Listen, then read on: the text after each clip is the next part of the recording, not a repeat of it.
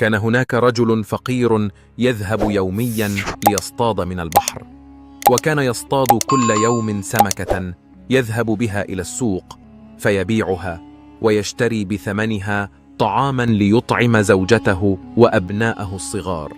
وكان الرجل يقف منتظرا دخول السمكة إلى الشبكة بفارغ الصبر، وفجأة رأى الشبكة تهتز بشدة فشدها مسرعا، فإذا بها سمكة كبيرة لم يسبق له أن اصطاد مثلها من قبل. أخذ السمكة وذهب إلى السوق، وفي الطريق سمع بكاء طفل صغير فذهب إليه مسرعا، فرأى امرأة جالسة وبجوارها طفلان صغيران يبكيان بحرقة، فقال لها: لماذا يبكي أطفالك؟ قالت: إنهم لم يذوقوا طعاما منذ يومين. قال: أليس في بيتك طعام؟ قالت: لقد توفي زوجي وتركهم لي، وأخشى أن يموتوا من الجوع. فبقي الرجل حائرا، فهو لا يملك غير هذه السمكة التي اصطادها، ثم نظر إلى المرأة وأطفالها وقال لها: خذي هذه السمكة لك ولأطفالك. فرحت المرأة كثيرا وأخذت السمكة وذهبت لتحضرها لأبنائها، بينما عاد الصياد إلى البحر ليصطاد سمكة أخرى، وما إن رمى الشبكة من جديد حتى رأى سمكة أكبر من الأولى التي تركها للمرأة وأطفالها.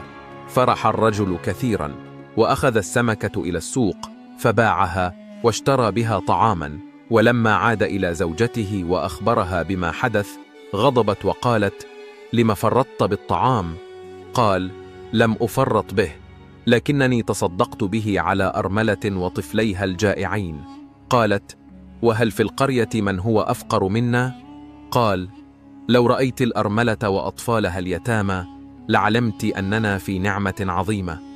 وحين كانت المرأة تحضر السمكة لأطفالها وجدت بداخلها لؤلؤة ثمينة، ففرحت كثيرا وقالت في نفسها: هذه اللؤلؤة ستنقذنا من الفقر والجوع.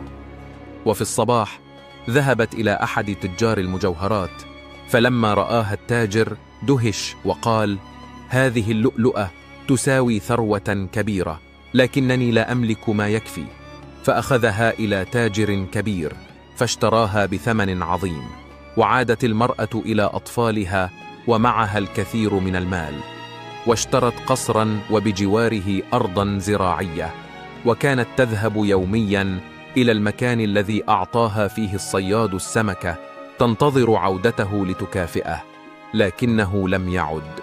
كان الرجل فقيرا جدا يكسب قوة يومه من صيد السمك، وأحيانا كان يذهب إلى الغابة ليجمع الحطب.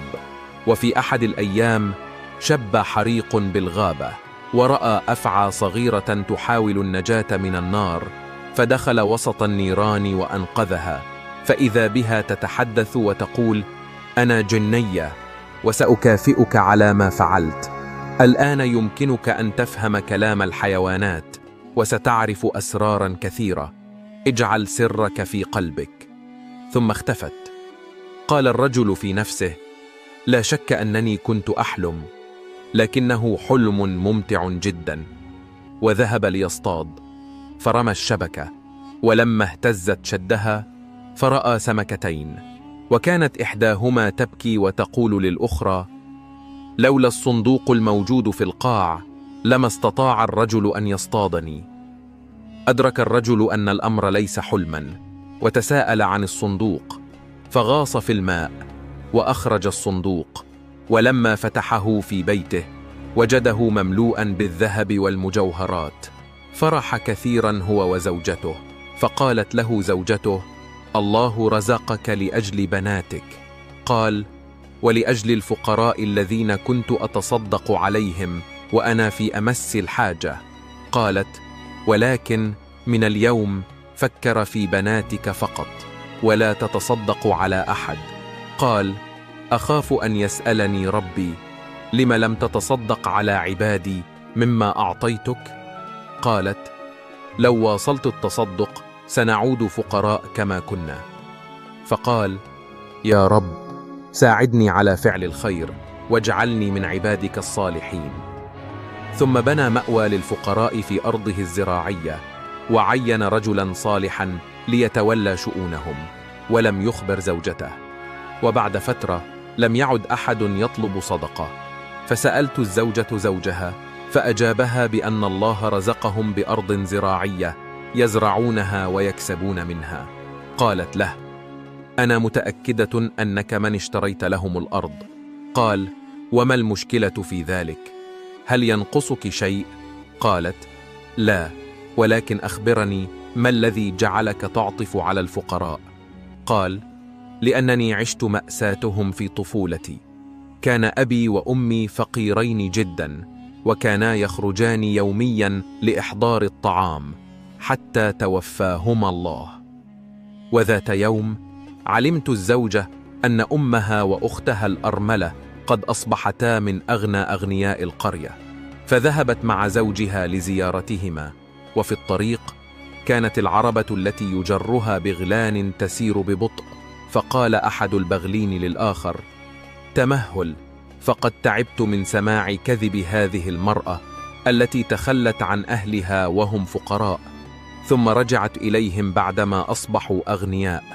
سمع الرجل الحديث وأدرك الحقيقة، وقال لزوجته: سأقيم وليمة وأدعو إليها الجميع. تعجبت الزوجة وسألته: كيف عرفت؟ قال: أحسست بذلك فقط. قالت في نفسها: زوجي يخفي سرا، أحيانا يخبرني بأشياء لا أصدقها ثم يتضح أنها حقيقية. وحين وصلوا إلى قصر الأم والأخت، هرعت الأرملة إلى الرجل وقالت: أنت من أعطاني السمكة التي كان بداخلها اللؤلؤة، لقد غيرت حياتنا. سمعت زوجته ذلك فغضبت وقالت له بعد عودتهما: ألم تتعلم مما جرى لك بسبب الفقراء؟ قال: اتق الله، ألم يكفك ما عندنا من ذهب وياقوت؟ قالت: أعرف أنك تخفي عني سرا، وإن لم تخبرني به سأطردك من بيتي. زهق الرجل من كثرة كلامها، فذهب إلى القاضي وتنازل عن أملاكه، وقال لها: الآن يمكن لكل منا أن يعيش حياته كما يشاء. قالت: سأبيع البيت وأبني قصرا كقصور الملوك. لم أحب يوما حياتك التي حرمتني فيها من كل شيء لتعطي غيري. وبعد مدة بنت قصرا وملأته ذهبا، لكن عند دخوله خسفت الأرض بالقصر وبكل ما فيه. جلست تبكي أمام الخرائب، والناس يمرون بها غير آبهين، بينما كان الفقراء يضعون لها الطعام والمال. وفي أحد الأيام مر زوجها ففوجئ بما حدث، وقال لها: ما الذي حصل؟ قالت: أراد الله أن يعاقبني على ما فعلته مع الفقراء، سامحني. قال: هيا معي نذهب إلى الدار التي بنيناها للفقراء، فقد سألوا عنك كثيرا. ذهبت معه، واستقبلتها بناتها وقالوا لها: هل لديك مانع أن تعيشي مع الفقراء؟ قالت: ما شأنهم؟ لقد شاء الله أن يحبس رزقهم في الدنيا، ومع ذلك فهم يحمدون الله ويشاركون غيرهم. قالت لزوجها: اعذرني، لقد أخطأت بحقك وبددت مالك، سبحان من يغير الأحوال،